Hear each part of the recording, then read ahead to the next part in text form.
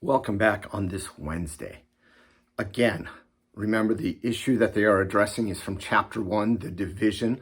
Paul is moving into this. He used the analogy of a seed being planted, one person planting, another watering, and now he uses the analogy of a building. We're going to read verses 10 through 15, 1 Corinthians 3. According to the grace of God given to me, like a skilled master builder, I laid a foundation, and someone else is building upon it. Let each one take care how he builds upon it. For no one can lay a foundation other than that which is laid, which is Jesus Christ. Now, if anyone builds on the foundation with gold, silver, precious stones, wood, hay, straw, each one's work will become manifest, for the day will disclose it, because it will be revealed by fire, and the fire will test what sort of work each one has done.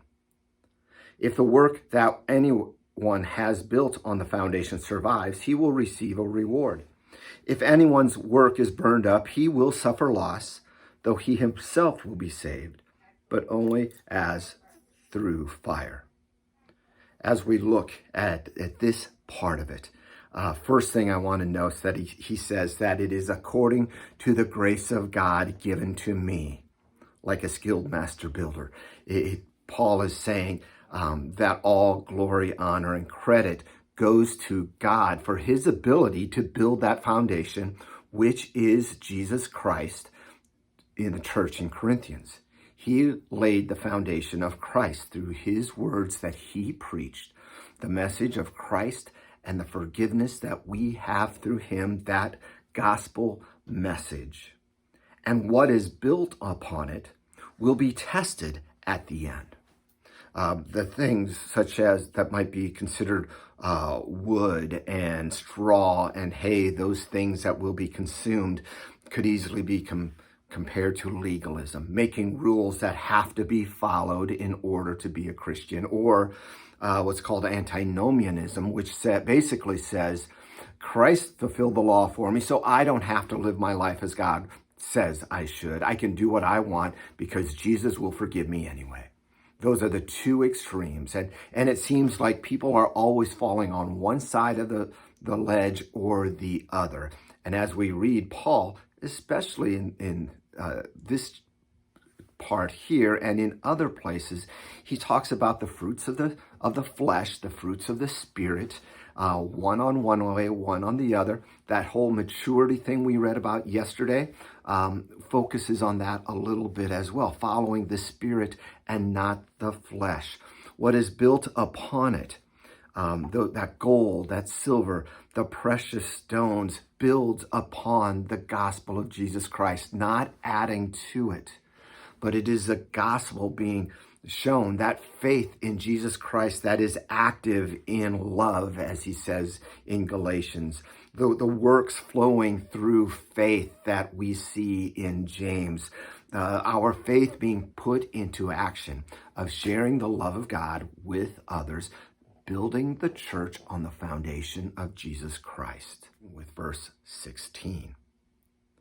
Do you not know that you are God's temple and that God's Spirit dwells in you? If anyone destroys God's temple, God will destroy him, for God's temple is holy and you are that temple. This section actually foreshadows a little bit what is coming up in chapters 5 and 6, where it talks about sexual immorality. He's focusing on that, but as he's talking about the building up, the people being God's temple, his body being his temple, then you realize that that kind of leads in and foreshadows a little bit of what's coming up there. Let's move on. 18. Let no one deceive himself. If anyone among you thinks he is wise in this age, let him become a fool that he may become wise. For the wisdom of this world is folly with God, for it is written, He catches the wise in their craftiness. And again, the Lord knows the thoughts of the wise, that they are futile. So let no one boast in men, for all things are yours.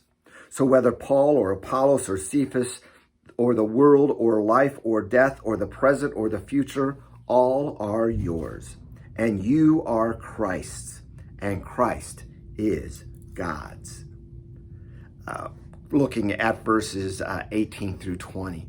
That's going back and in a way starting the summary of wisdom. If you think you are wise in the world, become foolish, trust in the Lord, have that faith in him, and in that foolishness you can become wise.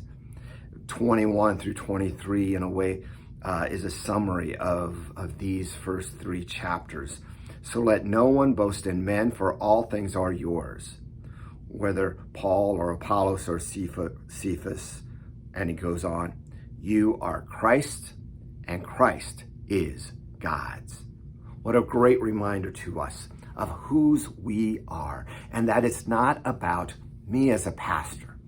I hope you never follow me as a pastor. I hope instead that you follow Jesus Christ, that I set that example for you in Christ, in my leadership and in my words and in my actions, reminding us all that I am forgiven, that you are forgiven in Christ. We're going to be starting chapter 4 tomorrow, which is in a way a transition chapter, wrapping up the previous and maybe starting to head into the next topic that Paul is addressing. We'll talk about that then. God bless.